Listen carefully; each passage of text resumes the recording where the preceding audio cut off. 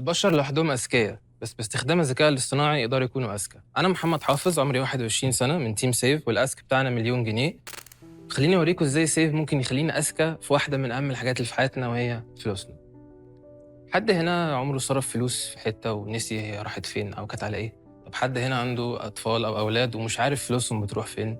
المشكلة الأساسية اللي بتواجه جين زي أو غيره إنه لو حد متعود إنه يصرف بطريقة صرف معينة زي الفيزا مثلا، لو نفس الشخص ده راح صرف كاش، غالبا هو آخر الشهر مش هيكون فاكر الفلوس دي راحت فين وعلى إيه وإمتى.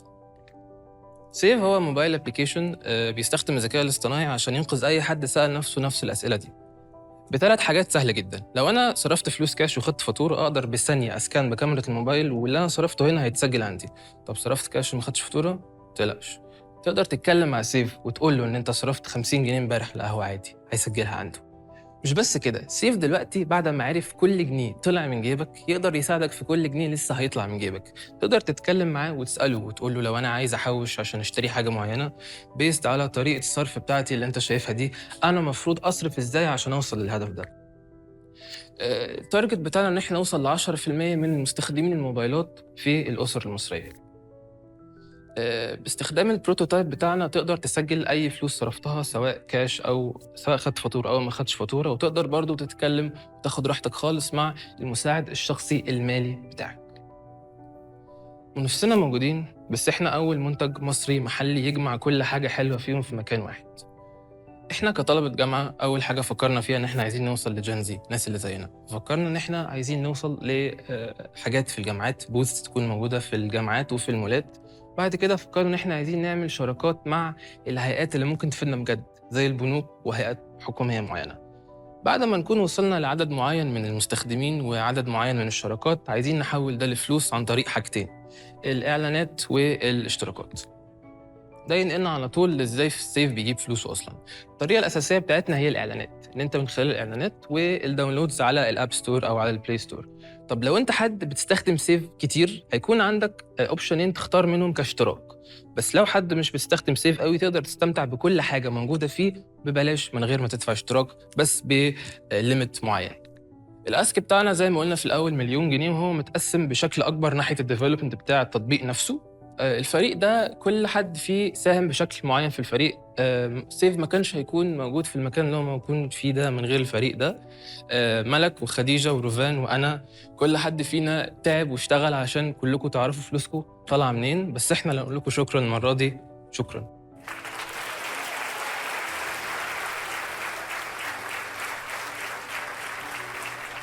شلباية. ابو حميد، شكرا، برزنتيشن ممتازه.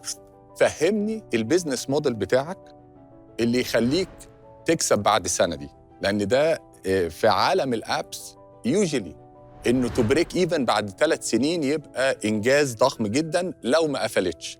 فاشرح لي البيزنس موديل بتاعك والكوست اب بتاعتك حاسبها ازاي؟ وهتكسبوا من فين؟ يعني building on السؤال ده، يعني انتوا هتكسبوا من اعلانات ولا زي فيز ولا؟ طريقة الدخل الرئيسية هتكون الإعلانات، وهيكون في اشتراكات للناس اللي عايزة تستخدم الفيتشرز بتاعت السيف بشكل أكتر. والاشتراك بكام للطالب؟ إحنا عندنا اشتراكين. أول اشتراك ب 80 جنيه في الشهر، ده فيه الفيتشرز كلها بعدد مرات 10 في اليوم. لو حد عايز يستعملها بشكل لا نهائي، عنده الاشتراك الأعلى اللي هو ب 150 جنيه في الشهر. طب فاهم، معلش عندي سؤال. اتفضل.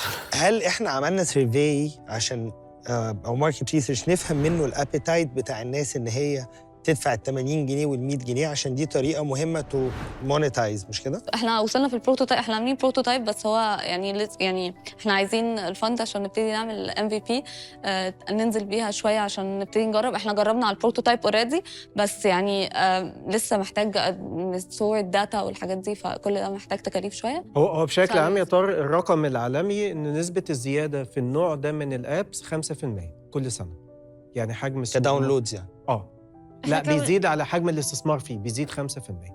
يعني هو المفروض يوصل ل 360 مليون دولار على مستوى العالم في أقرب وقت، بس كل سنة هو بيزيد 5%. سامح. طيب هو اب مهم جدا، الفكرة جيدة جدا. أعتقد إن أنتوا حطيتوا إيدكم على نيش كويس قوي، بس لو أنت سألتني هعمل سبسكريبشن ولا لا، هقول لك لا. ليه؟ لان انا مش شايف اي بلانز متعلقه بالسايبر سيكيورتي. جزء من فلوس الديفلوبمنت اكشلي رايحه لحته السكيورتي. احنا بنكونسيدر ذس، بس احنا ما قسمناش الديفلوبمنت، يعني ما كناش عايزين يبقى فيه إحنا رغي كنا كتير، بس مستنيين نقعد مع جهات مختصة أكتر نعرف بس معاهم إحنا أكتر actually هم عايزين إيه بالظبط. جزء من الكوست بتاع الديفلوبمنت احنا حاطين حته للسكيورتي. قدامنا دقيقة. احنا قدامنا دقيقة وناخد قرار الفند. خلاص احنا المناقشات خلصت، فقدامنا دقيقة وهناخد القرار بتاع الدعم من لجنة تحكيم 1-1.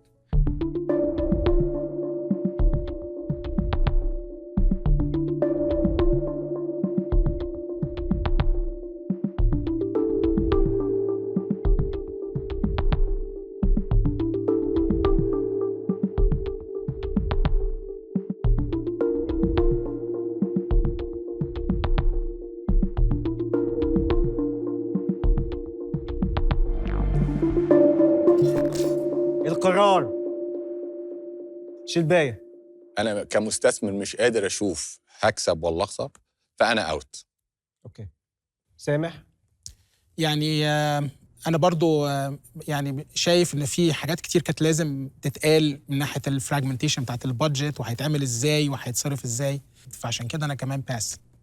فريدة. أنا شايفة إن مفيش منافسة في مصر، مفيش أب كده تاني في مصر، فحاسة إن لازم ياخدوا فرصتهم كجامعة، يعني برضو supporting through الساينس بارك عندنا لو محتاجين مكاتب، محتاجين أي حاجة.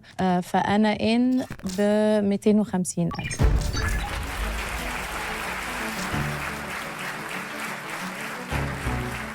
هاني. انا شايف المرحله اللي انتوا فيها محتاجه ديفلوبمنت، فانا هكمل مع فريده. الفند يوصل احنا الاثنين لغايه 400، وهيبقى في سبورت طبعا جوه الفتره بتاعه الانكيبيشن. 150,000 تاني. طارق. اشتغلوا ب 400,000 جنيه واعملوا بايلوت على 12,000 طالب في البريتش يونيفرسيتي، وإن شاء الله في السيزون الثاني تاخدوا فلوس أكتر. أنا أوت إن شاء الله. ألف مبروك لفريق سيف جامعة النيل، 400,000 جنيه دعم.